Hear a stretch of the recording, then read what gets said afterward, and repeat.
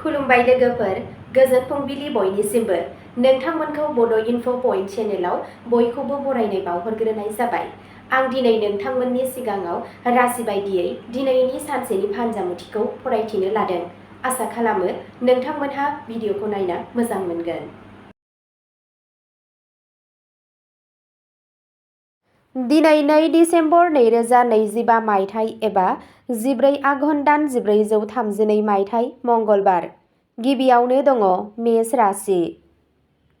दिनै नोंथांनि गोहोनि थाखोआ गोजौ जागोन आरो आद्रा थायै हाबाफोरा थाबैनो आबुं जागोन। नोंथाङा नोंथांनि केरियाराव मोनसे गोदान खाबु मोननो हागौ। रांखान्थियारि जौगागोन, नाथाय खरसायाबो बांनो हागौ। नखरनि बाथ्राफोराव गोरोबलायनानै खामानि माव। सावस्रिया सरासनस्रा जागोन, नाथाय बांद्राय खस्थ' खालामनायनिफ्राय गोजानाव था। गोजाम लोगोफोरजों सोमोन्दो लाखिनाया नोंथांखौ गोजोन होगोन। नोंथांनि दैदेननाय गोहोआ गाहाय महरै नुजागोन।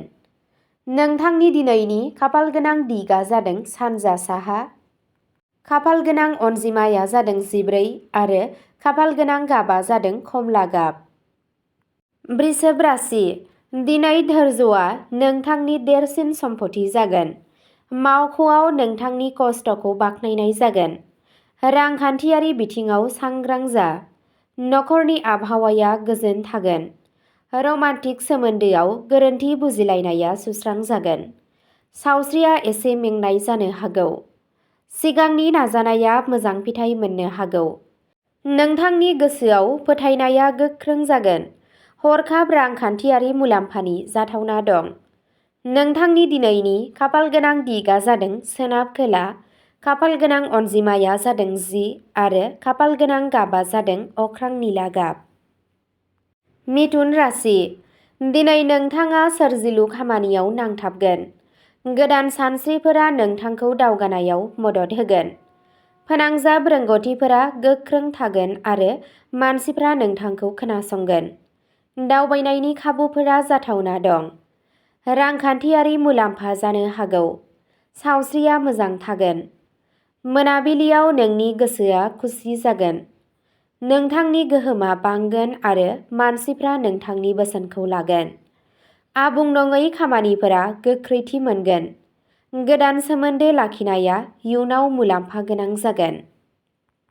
नोंथांनि दिनैनि खाफालगोनां दिगआ जादों सा सोनाब। खाफालगोनां अनजिमाया जादों 18 आरो खाफालगोनां गाबआ जादों रोजा फान्थाव गाब।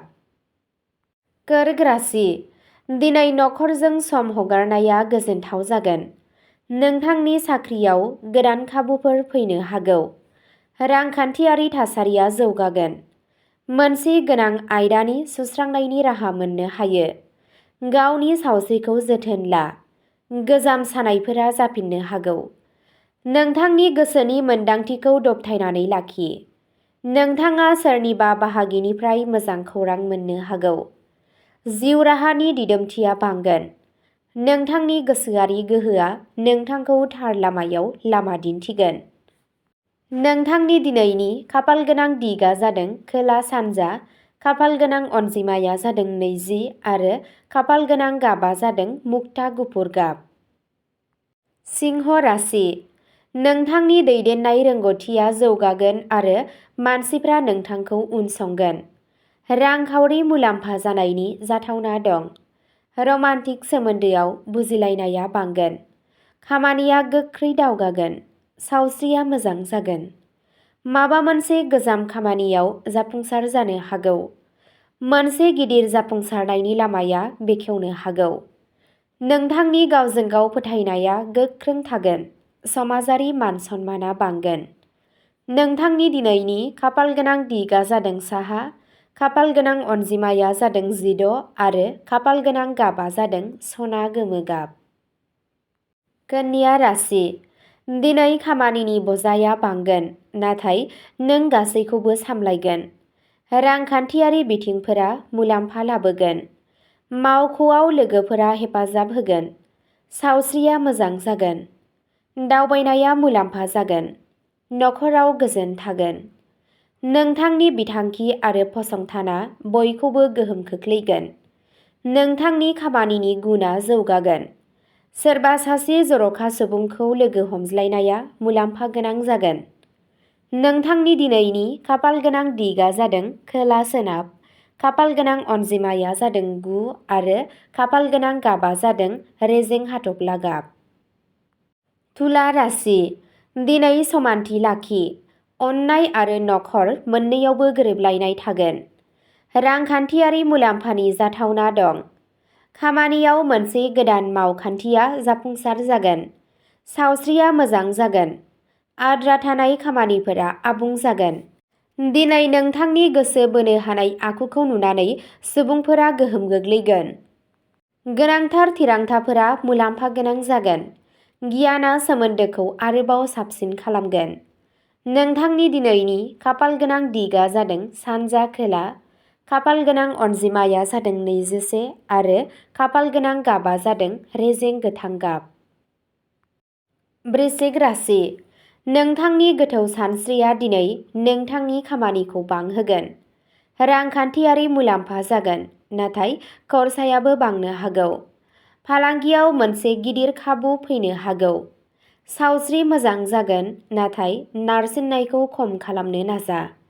नखरारि सोमोन्दोआव गोदै बांगोन आरो गोदान बिथांखियाव जाफुंसार जागोन। नोंथांनि खस्थ'नि फिथाइखौ दिनै रोखायै नुनो मोनगोन। गोब्राब थासारियावबो नोंथाङा सिरि थागोन। नोंथांनि दिनैनि खाफाल गोनां दिगआ जादों सोनाब, खाफाल गोनां अनजिमाया जादों 13 आरो खाफाल गोनां गाबआ जादों रोजा गोजा गाब। धनु राशि, खाफालआ नोंथांनि फारसे थागोन। नोंथांनि जिउ राहायाव गोदान हाबाफारिफोरा जाफुंसार जागोन। दावबायनाय आरो रांखान्थियारि मुलाम्फानि खाबु दं। नखराव गोसो गुदुं जागोन। सावस्रिया मोजाङै थागोन। नोंथाङा मोनसे मोजां खामानि जागायनो हागौ। नोंथांनि खस्थ'नि फिथाइया थाबैनो नुजागोन। नोंथाङा सासे मुंदांखा सुबुंनिफ्राय हेफाजाब मोनगोन। दिनै नोंथाङा गोहो आरो थुलुंगाजों बुंफबनाय जागोन। नोंथांनि दिनैनि खाफाल गोनां दिगआ जादों सा-सानजा, खाफाल गोनां अनजिमाया जादों 19 आरो खाफाल गोनां गाबआ जादों रोजा मै गाब। मकर राशि, खस्थ' खालामनाया फिथाइ होगोन। खामानियाव दावगानायनि नेरसोन दं। रां दोनथुमनाया बांगोन। न'आव गोजोन थागोन। सावस्रिया एसे लोरबां जानो हागौ।